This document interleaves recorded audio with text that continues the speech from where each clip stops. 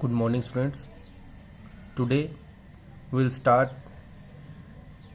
chapter 2, 5-year plans in India, goals and achievements. When India got freedom, we have studied that it was a stagnant and a backward economy. We were producing nothing, we were exporting everything, and though we were in a trade surplus, but we are not gaining anything because everything which we use is coming to us from other countries, especially from England. So it was a very challenging situation for India to do something special and to make a economy and to bring it in a better condition. For that, what we have done, we started going with economic planning.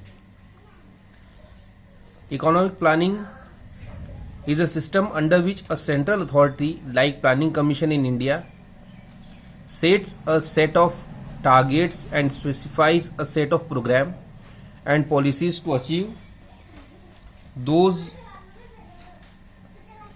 targets within the specified period of time.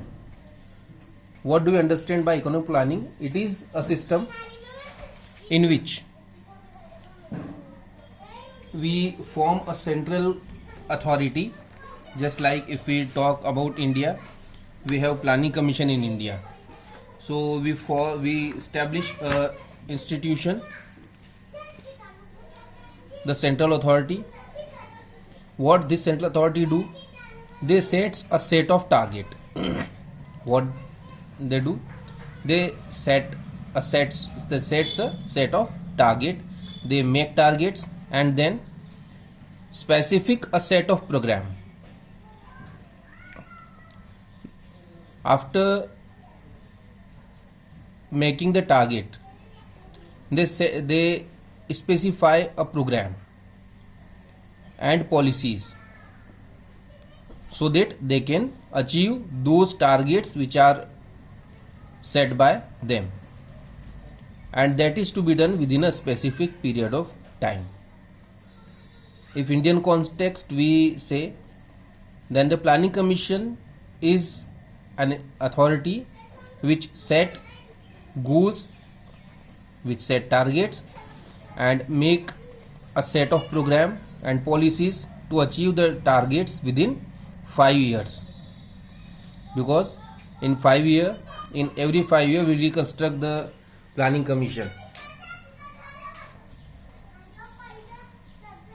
The principal focus is on the rational management of the scarce resources.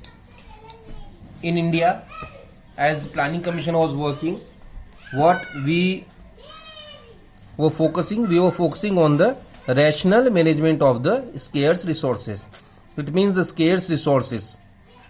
As a student of economics, we all know that resources are always scarce.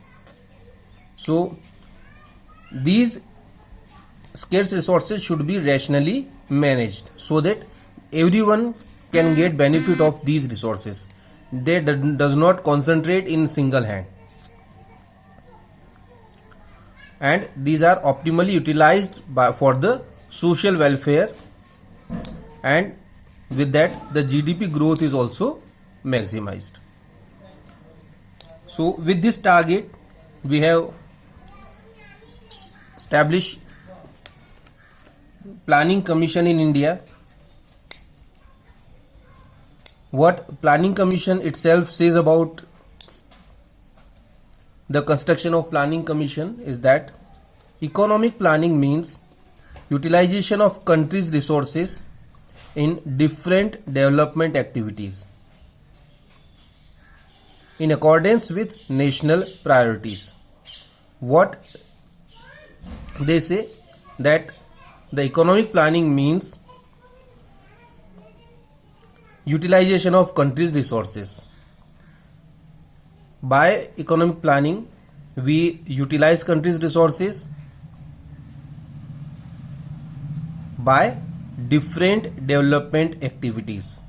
We start development activities to utilize country's resources, and with that we keep focus on national priorities also. It means we use the resource, we start the program as much as the national priorities and to use country's resources.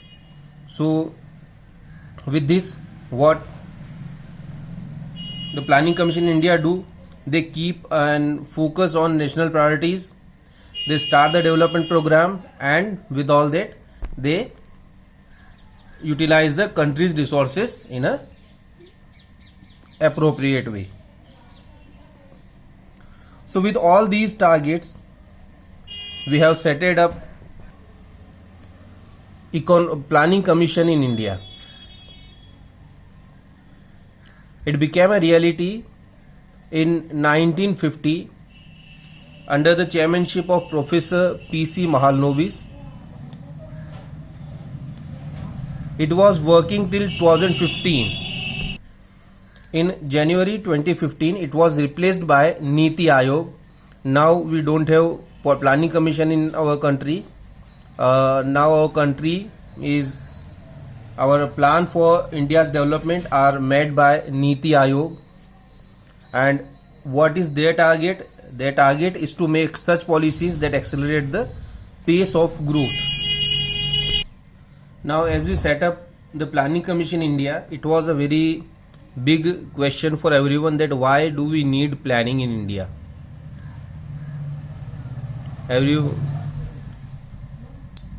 For that we need to go and we need to look situation of India. India was in a very good condition when British come to India. The economy of India was at its best when British come to India. We were exporting a lot of items. We have a good administrative system, business system, and our peasants were happy with what they were achieving. But as British come to India and they started exploiting all the factors of all the resources in India, India became a stagnant economy. It stopped growing, and when we got freedom, India was a backward and a stagnant economy. And if this type of economy, the main characteristic of this type of economy is that they have very low level of output and productivity. And as stagnant economy, the GDP growth, that is extremely low. So these were the three main characteristics of Indian economy at that time. Our level of output was very low, our productivity was low, and the GDP growth was extremely low, or can say that it is not increasing. And when this type of economy is handed over in the hands of market forces,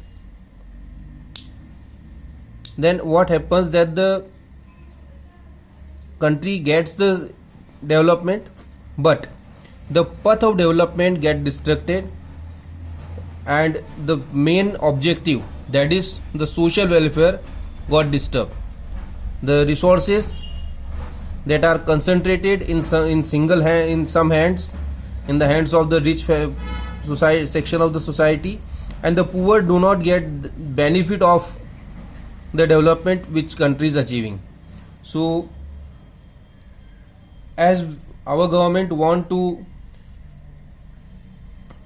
provide the benefit of the development to every section of the society, it means our main target was to increase the social welfare. It was very much necessary for us to start economic planning. So we choose to go with the economic planning. We did not let it happen in the hands of the private property owners so that they can earn. Otherwise, if we go with that system, we may have achieved a lot of development in a very few time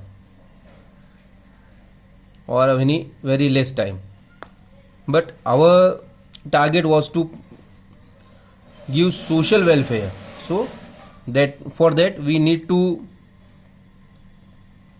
go with the economic planning.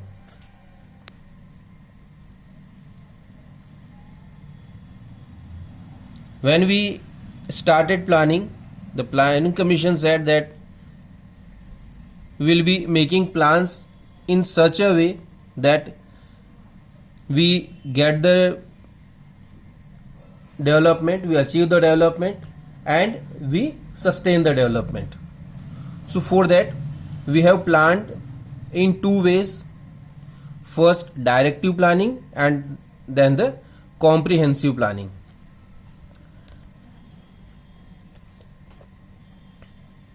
Directive planning refers to a system in which planning is introduced just to direct the forces of supply and demand so that the system does not go wayward from the state of equilibrium.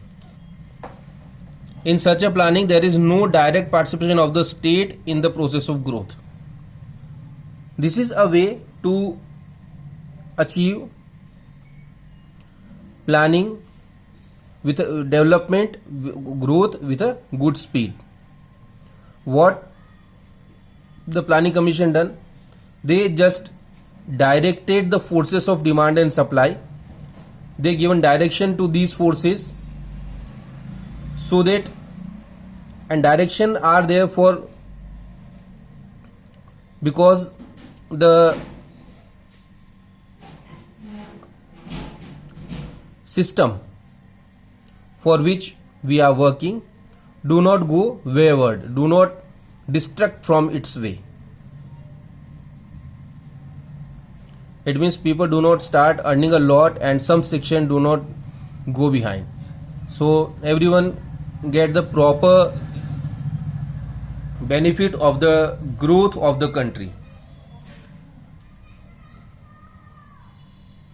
But the role of the government is just to direct the forces of market demand and supply. So there is no direct participation of government in the process of growth.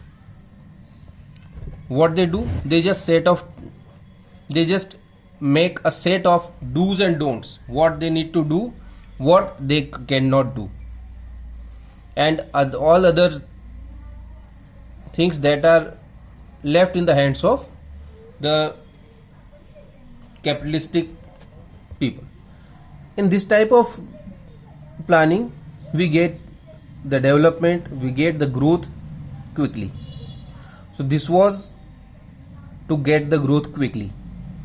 Now we have the other way by which we can achieve the growth that is sustainable. So the growth and the growth sustainability both remains together, and after achieving a good growth, India don't go behind. So with that they have planned to make planning in both the ways, the directive planning and the comprehensive planning. In comprehensive planning, what they say, it refers to a system in which government herself participates in process of growth and development. Now here government itself participate. It means comprehensive planning is pursued in socialist economy as well as in mixed economies. In case of mixed economies, why? Because we are also mixed economy where private and public sector works together. So both private and public sectors coexist as agent of growth. In India we also have the same system. In our country also, the private and the public, both the sectors were working together in the process of growth. While individual gains are allowed to be maximized as under capitalism, social gains are fostered through direct participation of the state and the socialism. So in this type of economy we have both the system, the capitalistic system and the socialist system together. We have just talked about the capitalist system,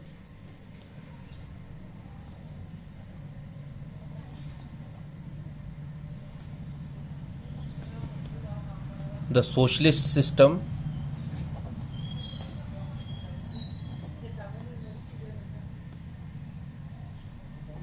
and with that we have one more, that is mixed economy. All these are the different types of economies: capitalist, socialist, and then the mixed economy. What all these means? First, we talk about the capitalist economy. It is a type of economy in which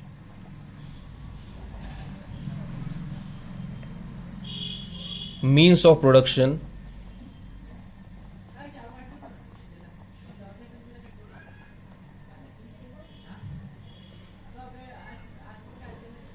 are owned by the individuals.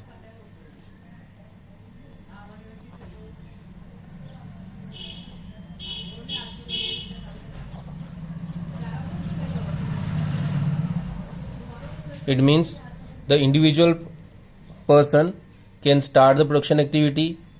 They have all the resources in their hand.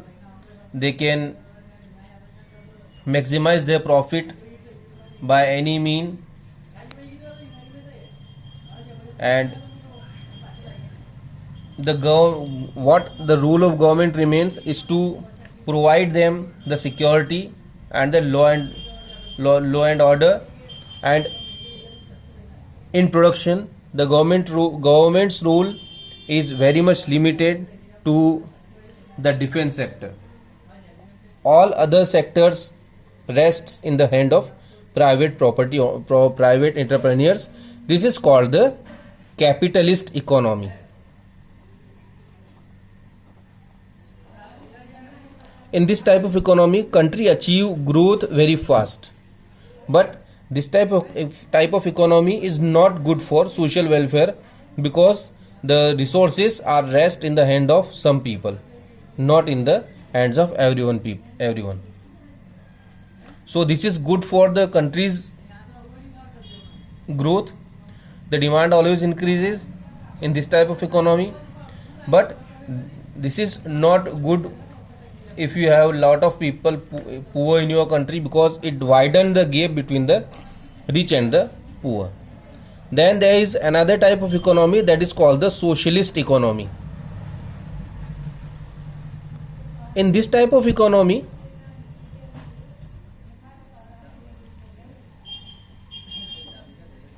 it is a type of economy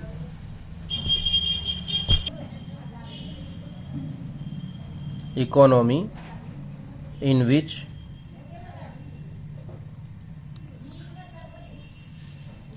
means of production are owned by government. It means there should be public ownership of everything. What is the main characteristic of this system is that public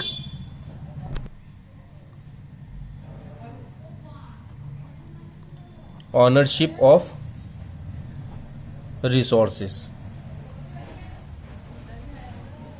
This is the main characteristic of socialist system. In this type of system, country achieve economic growth very slow, and because the focus of the government remains on the poor section of society, rich section of society feels ignorant, and this is why, and they, because the government has all the resources in their hand, they have their concentrate on the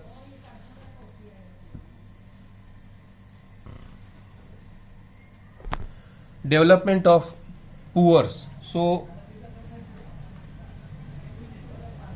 that is why here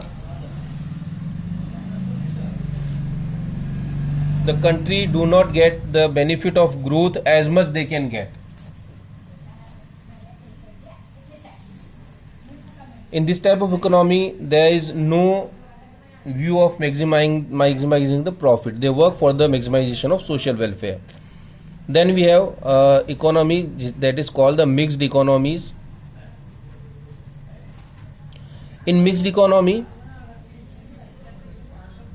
there is equal role of public and private sector in the growth story. There is equal role of public and private sector. It means the resources are owned by the government and by the private entrepreneurs as well. In this type of economy, the resources are owned by both the public and the government. The public sector works for the sectors which are important for the national security, to establish a good infrastructure, and private sector, they work in the sector where the demand needs to be increased. So with this type of economy, the country's growth can be achieved quickly and it survives for a long time. So this is all for today. And next time when we meet, we will study the long period and the short period planning, what it is done in India. Thank you.